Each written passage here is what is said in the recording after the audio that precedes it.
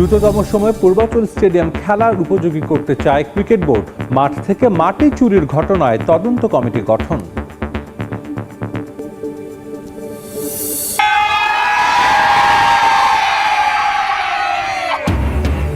ঘরোয়া ক্রিকেটে ডাবল পূর্ণ করল রংপুর বিভাগ। টি-20-র পর জাতীয় ক্রিকেট লিগের লঙ্গার ভার্সনে চ্যাম্পিয়ন আকবর আলীর দল। অনিয়ম ও বিশৃঙ্খলার অভিযোগ স্থগিত লাতিন বাংলা সুপার কাপ টুর্নামেন্টের জন্য ভেন্যু বরাদ্দ স্থগিত করল ক্রীড়া পরিষদ। আবারও মাঠ ফিরে পেতে আশাবাদী আয়োজকরা। শুরুতেই ক্রিকেট প্রসঙ্গ। এবার স্টেডিয়ামের মাটি চোর ধরতে তদন্ত কমিটি গঠন করল বিসিবি। পূর্বাচল স্টেডিয়ামে প্রায় 13,000 সেপটিক মাটির খোঁজ পাওয়া যাচ্ছে না।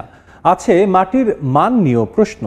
সরেজমিনে এই ভেন্যু পরিদর্শন করেছে গ্রাউন্ডস ডিপার্টমেন্ট।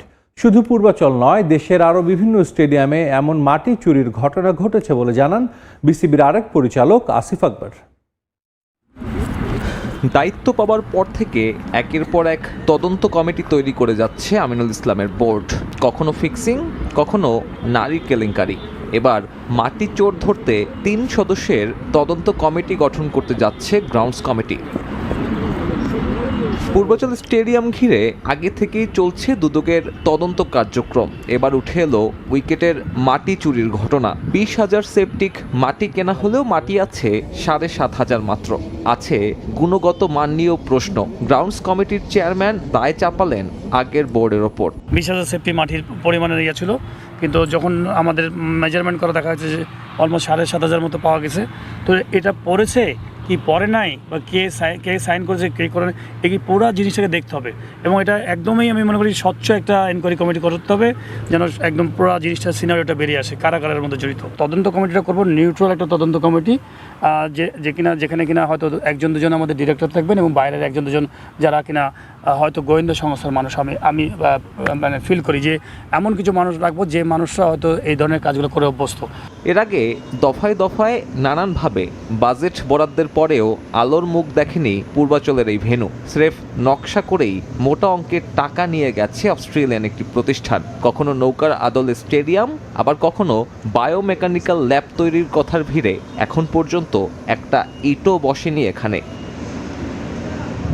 শুধুমাত্র এই পূর্বাচল নয়, ঢাকার বাইরের ভেন্যুগুলোতেও চলছে মাটি চুরির ঘটনা। সরেজমিনে দেখে এমন হতাশার কথাই জানালেন বিসিবির পরিচালক আসিফ আকবর। বান্দরবান স্টেডিয়াম থেকে মাটি নিয়ে গেছিল, তো পরবর্তীতে আমরা বিসিবি থেকে ওদের জন্য একটা অনুদান পাঠানো হয়েছে, যারা তারা টার্ফ তৈরি করতে পারে, খেলাটা শুরু করতে পারে এবং প্র্যাকটিস ফ্যাসিলিটিস যেন সৃষ্টি হয়।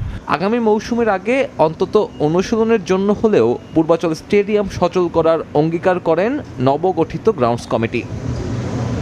আইপিএলের মিনি অকশনের তালিকা থেকে বাদ পড়লেন সাকিব আল হাসান। প্রাথমিক নিবন্ধনে তার নাম থাকলেও চূড়ান্ত নিবন্ধনে সাকিবের নাম রাখেনি আইপিএল কর্তৃপক্ষ। তবে সর্বোচ্চ বেস প্রাইস 2 কোটি রুপির ক্যাটাগরিতে আছেন মোস্তাফিজুর রহমান।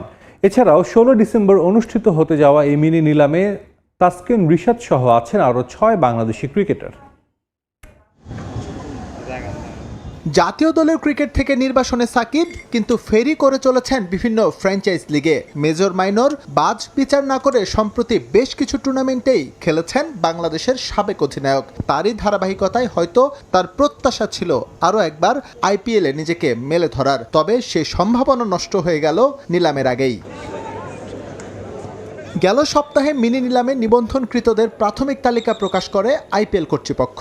1390 জনের এই লিস্টে ছিলেন সাকিব আল হাসান। ফ্র্যাঞ্চাইজদের রিভিউ শেষে এই তালিকা নামিয়ে আনা হয়েছে 350 জনে, যেখানে জায়গা হারিয়েছেন কলকাতা নাইট রাইডার্সকে জোড়া আইপিএল শিরোপা উপহার দেয়া সাকিব।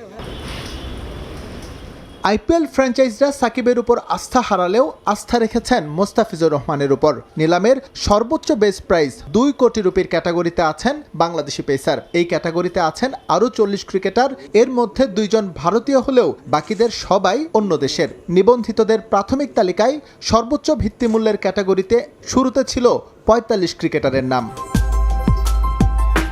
মোস্তাফিজ ছাড়াও আইপিএল নিলামের সুযোগ পেয়েছেন আরও 6 বাংলাদেশি ক্রিকেটার, যেখানে চমক দেশের হয়ে অনূর্ধ্ব-19 বিশ্বকাপ জেতা ক্রিকেটার রাকিবুল হাসান। জাতীয় দলের হয়ে অভিষেক না হলেও নিয়মিত এইচপি, ইমার্জিং এবং এ দলে তিনি খেলছেন। নিলামে এই বাঁহাতি স্পিনারের ভিত্তিমূল্য ধরা হয়েছে 30 লাখ রুপি। বাংলাদেশ থেকে আইপিএল মিনি নিলামে জায়গা করা বাকি 5 ক্রিকেটারের সবারই ভিত্তিমূল্য 75 লাখ রুপি, যাদের মধ্যে তাসকিন, শরীফুল, নাহিদ রানা ও তানজিম সাকিব 4 জনই পেসার। একমাত্র স্পিনার হিসেবে আছেন রিশাদ হোসেন। এর আগে আইপিএল ফ্র্যাঞ্চাইজ থেকে ডাক পেলেও বিসিবির অনাপত্তিপত্র না পাওয়ায় খেলা হয়নি তাসকিনের। নিলামের জন্য চূড়ান্ত হওয়া 350 ক্রিকেটারের মধ্যে 240 জনই ভারতীয়, বাকি 110 জন বিদেশি। এবার সর্বোচ্চ 77 জন ক্রিকেটার দল পাবেন, যেখানে বিদেশি ক্রিকেটারদের জন্য বরাদ্দ 32টি স্লট। আগামী 16 ডিসেম্বর আবুধাবিতে অনুষ্ঠিত হবে আইপিএলের এই মিনি নিলাম। এসএম ইকবাল, সময় সংবাদ। হ্যাট্রিক শিরোপা জয়ের স্বপ্ন নিয়ে এশিয়া কাপ খেলতে যাচ্ছে অনূর্ধ্ব-19 ক্রিকেট দল। গেল আসরে শিরোপা উপহার দেয়া আজিজুল হাকিম তামিম এবারও নেতৃত্ব দেবেন। অভিজ্ঞতায় পার্থক্য গড়ে দেবে বলে মনে করেন বাংলাদেশ অধিনায়ক। টুর্নামেন্টের আগে অনেক ম্যাচ খেলায় সেরা প্রস্তুতি হয়েছে বলেও মত তামিমের। বয়সভিত্তিক স্তরে বরাবরই চমক দেখিয়ে আসছে বাংলাদেশ। একমাত্র বিশ্বকাপও জিতেছে অনূর্ধ্ব-19 ক্রিকেট দল। গেল 2 বার এশিয়ার সেরা বয়সভিত্তিক দল বাংলাদেশ। নতুন আসর, তবে পুরনো লক্ষ্য। সংযুক্ত আরব আমিরাতে অনূর্ধ্ব-19 এশিয়া কাপ খেলতে যাচ্ছে ইয়াং টাইগাররা।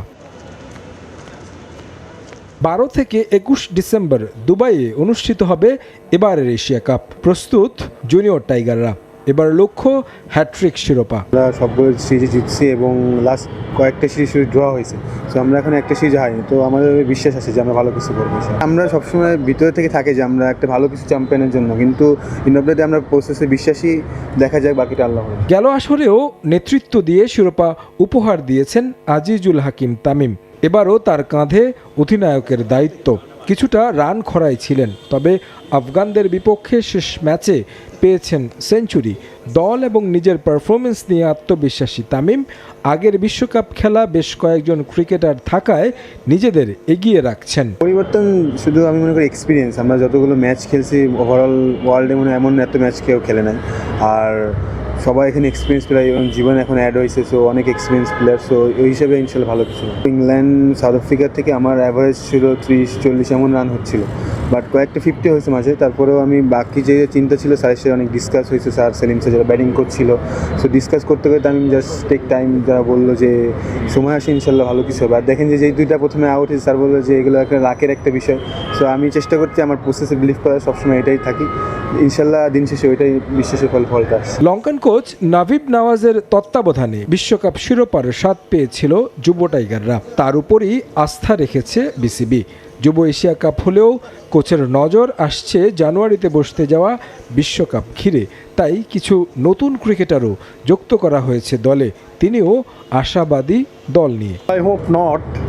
হ্যাঁ, আমরা বর্তমান চ্যাম্পিয়ন, এটা কোনো চাপ নয়। ছেলেরা বেশ ভালো প্রস্তুতি নিয়েছে। এই টুর্নামেন্টের পরেই বিশ্বকাপ আছে, তাই দলে কিছু পরিবর্তন আনা হয়েছে। উইকেট ও কন্ডিশন সম্পর্কে ধারণা আছে আমাদের। আমরা সেখানে খুব বেশি প্রস্তুতি ম্যাচ খেলার সুযোগ পাবো না, তবে এর আগে অনেক ম্যাচ খেলা হয়েছে। আশা করি ভালো কিছু করবে ছেলেরা। অনূর্ধ্ব-19 এশিয়া কাপের প্রথম ম্যাচে 13 ডিসেম্বর আফগানিস্তানের মুখোমুখি হবে বাংলাদেশ।